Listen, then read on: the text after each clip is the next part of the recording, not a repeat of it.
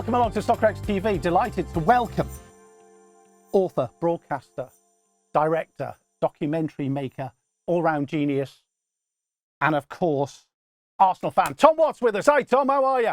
I'm all right, but I'm struggling a bit. It was a very late finish last night, thanks to the M6 and the M5. Thank you very much. But other than that, all is fine. All is well. I was doing Stevenage last night, and the stadium's just off the A1 motorway, so it doesn't go. The great thing is it doesn't go to penalties and all that. So I've got a quick dart and the A1 shot, and I'm like, what? Where am I? As you say, it's like after 10 o'clock, people don't travel. Yeah, absolutely. Maybe they should just say that. It's like when it gets dark, we're shutting all the roads. So don't just stop in. You know what I mean? Mad. But there we are. Listen, let's get the big one out of the way. How many points are Arsenal going to win the title by? But yeah, I wouldn't worry too much. I don't think there's much danger of any of that. Don't worry about that. But look, all any football supporter wants is to see a bit of progress in it, and there's progress being made down there. So we'll see. It's a very likeable team, very likeable, very likeable manager, and it's enjoyable to watch at the moment. So long may it continue. I am living out of town as well, so I've actually got a season ticket in my local League One club as well. So we're buzzing first win of the season last Saturday. So here we are. We get gubbed 7 at home in the League Cup in round 2. Who's your team? I'm struck. Who's the League One team? Cheltenham Town. Okay. Brilliant. Yeah, of course. We get gubbed 7 by Exeter, and a week and a half later, we go down to theirs in the league and we win 1-0. You go, that'd do me. A first win of the season, to be fair. So it was, so it's all good at the moment as far as the football's concerned. Listen, your latest project, Arsenal and After, with Paul Davis, who I love. How did all that come about? Well, I just think, I think people had said before to Paul, "Oh, why don't you write a book?" Why? And I think, he's obviously had a very incredibly successful career as a player through some amazing times at Arsenal. He then coached. He was a coach at Arsenal while Arsene Wenger was around. And then more recently, he's kind of gone into coach education. He's now one of the, I think they've got half a dozen senior game coach developers. So taking next generation of managers and coaches through their A licenses and pro licenses. So you think there is actually a story there to be told. And Paul decided he wanted to do a book. I've known Dave-O for 35 years, maybe more. So quite a lot of that story I've kind of been around for, if you know what I mean. So I kind of already know the chronology and what. So we got started on that, I don't know, a year ago? Maybe a bit more than a year ago. Got a deal for it. And it is Rob, it's a very rich story. You've got this incredible kind of football story, the Arsenal, and then coaching and coach education. And now, he's right at the heart of everything that's going on with England and the FA. And, he's part of his job is he's embedded with the England under 17. So, there's that whole football story. Then, of course, that, Paul started playing when there was, as often as not, when he joined Arsenal, he was the only black player at the club. Brendan Batson had moved on long since. He was the only black player at the club. By the time he was making his debut at Tottenham as a 17-year-old away to Spurs, he's the only black player in Arsenal's team. Often he'd be the only black player on the pitch. By the end of his playing career, you've got Michael Thomas, you've got Ian Wright, you've got Kevin Campbell, you've got Dave Rocastle, God rest his soul, you've got Gus, you've got, all these kind of lads who've come through and for whom Paul was a sort of role model. And the English football changed out of all recognition as far as the dressing room is concerned over the course of Paul's career as a player. Then, of course, he goes into coaching and, really things... He was a coach, and he's been a coach and coach educator longer than he was a player.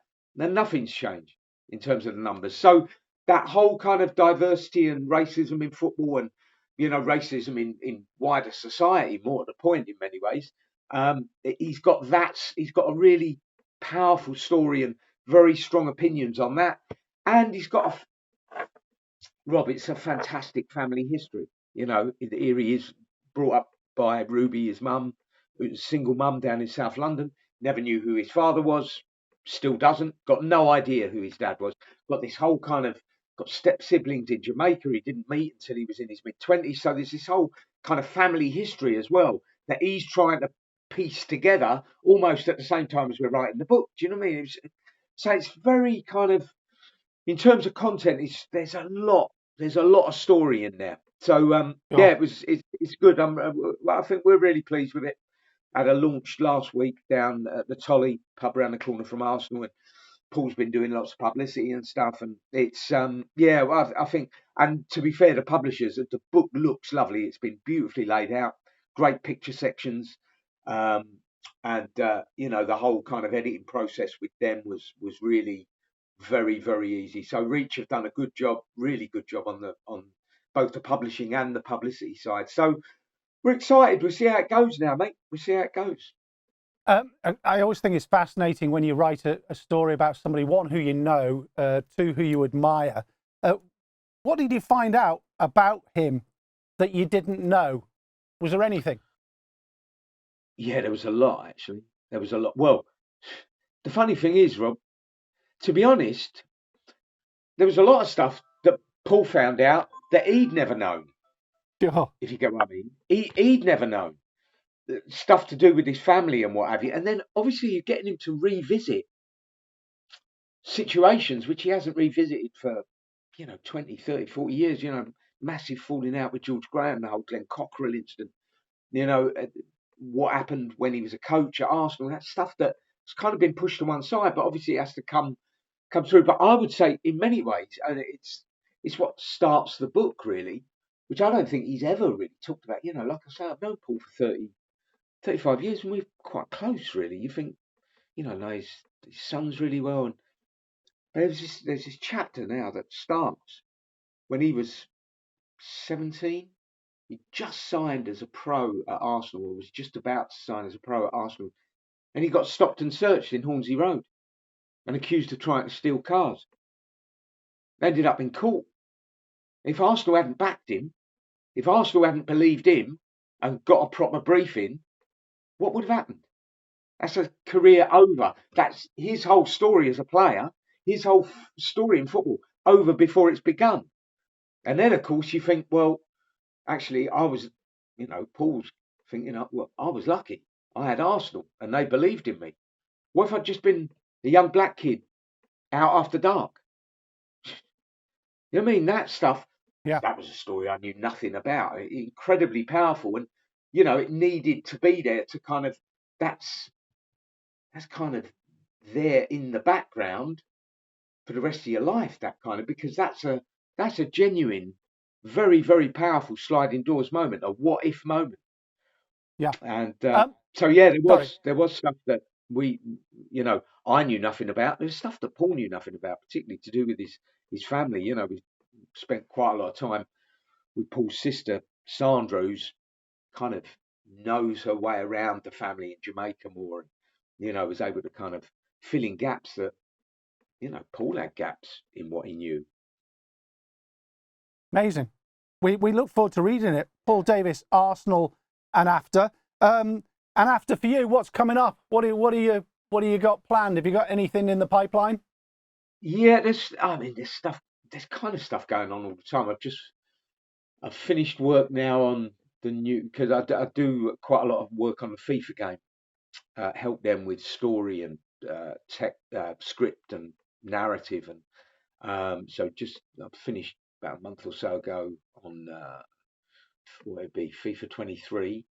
Well, last time it's called FIFA. Actually, it'll be something else from next year onwards, obviously, because that relationship between EA Sports and FIFA's finished now. But obviously, the game will go on. So I've kind of got finished on that, working on a project with a guy called Les Rowe, Emil Smith Rowe's dad. Some short films for use by organisations that are engaging with young people everywhere from the education settings, criminal justice settings, community organisation settings, within football, within sport generally. So we've kind of got some funding, and we're shooting Brilliant. those and editing those at the moment. And those will kind of roll out. The idea is they'll just be given away to any organisation basically that's engaging with young people in whatever setting, and they're designed to be useful tools, whatever the setting.